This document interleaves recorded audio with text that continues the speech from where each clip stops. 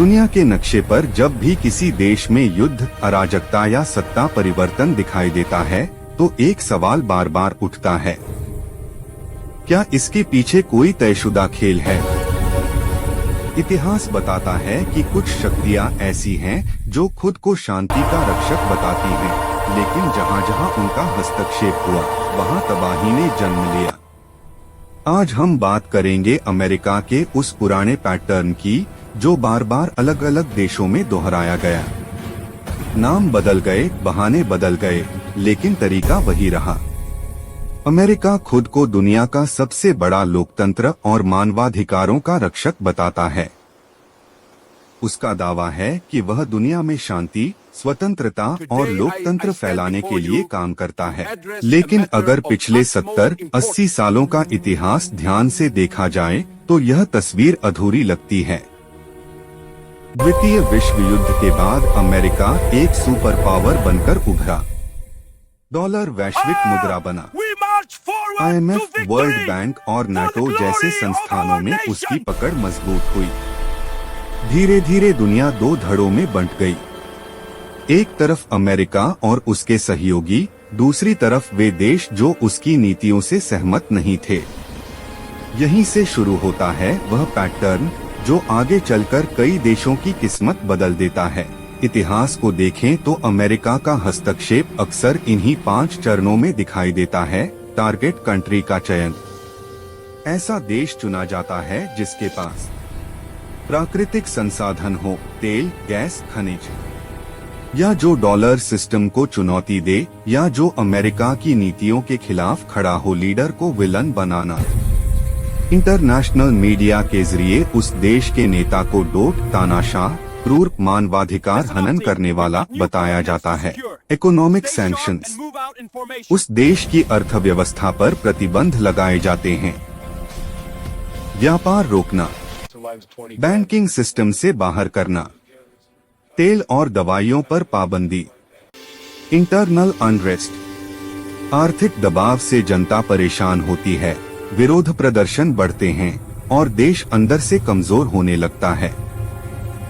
Military intervention या proxy war, अंत में या तो सीधा हमला या फिर अंदरूनी युद्ध को हवा दी जाती है। अब इसी पैटर्न को हम इतिहास के उदाहरणों से समझते हैं।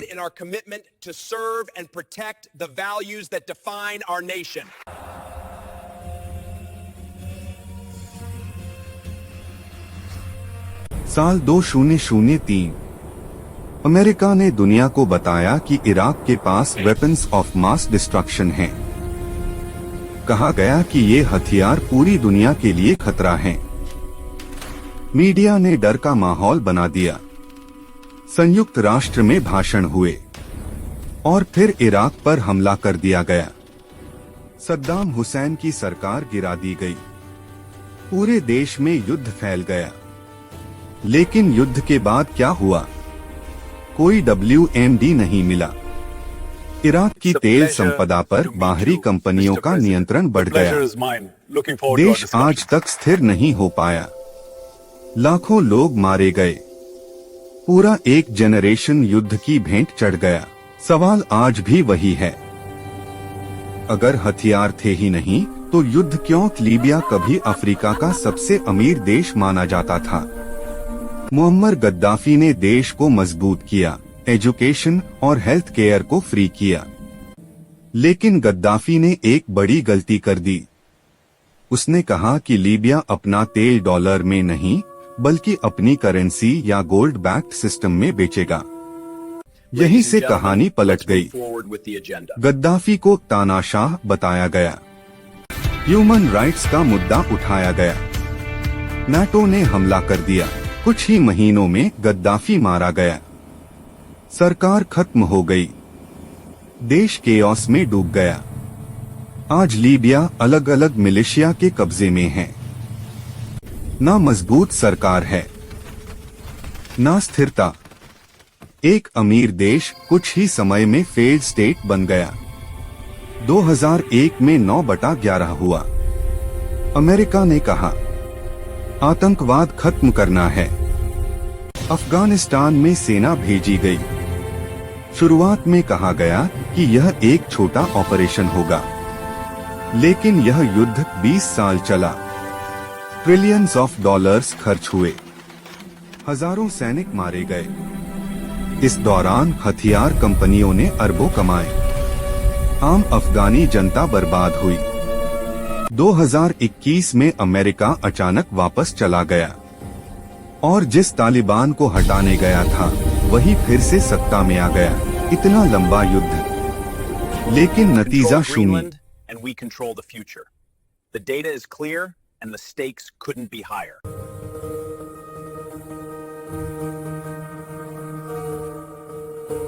सीरिया में अमेरिका ने सीधा हमला नहीं किया, लेकिन रिबेल्स को सपोर्ट दिया, सैंक्शंस लगाए, देश को अंदर से कमजोर किया। यह एक प्रॉक्सी वॉर था। रशिया के हस्तक्षेप के बाद ही हालात बदले। सीरिया पूरी तरह तबाह हो गया, लाखों लोग शरणार्थी बने। पैटर्न फिर वही था, सीधा नहीं लेकिन असर उतना ही घातक। अब नजर जाती है वेनेजुएला पर। वेनेजुएला के पास दुनिया का सबसे बड़ा ऑयल रिजर्व है, लेकिन इकोनॉमी सैंक्शंस से जूझ रही है। प्रेसिडेंट निकोलास मदुरो को तानाशाह कहा गया, इलेजिटिमेट बताया गया। सैंक्शंस की वजह से दवाइयों की कमी, खाने की कमी, जनता में आक्रोश, मीडिया नैरेटिव वही, इकोनॉमिक प्रेशर वही, अनरेस्ट वही। फर्क सिर्फ इतना है कि चाइना और रशिया खुलकर वेनेजुएला के साथ खड़े हैं।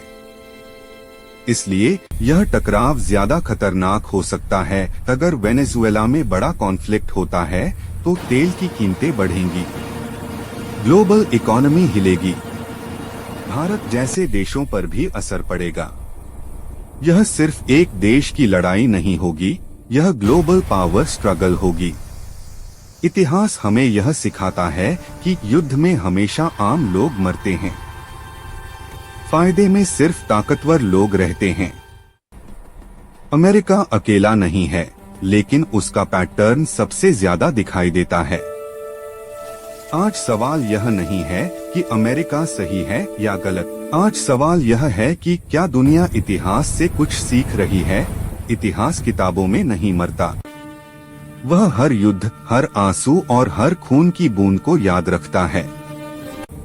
और जब वही पैटर्न बार बार दिखे तो सवाल पूछना जरूरी हो जाता है, क्योंकि चुप्पी सबसे खतरनाक हथियार होती है।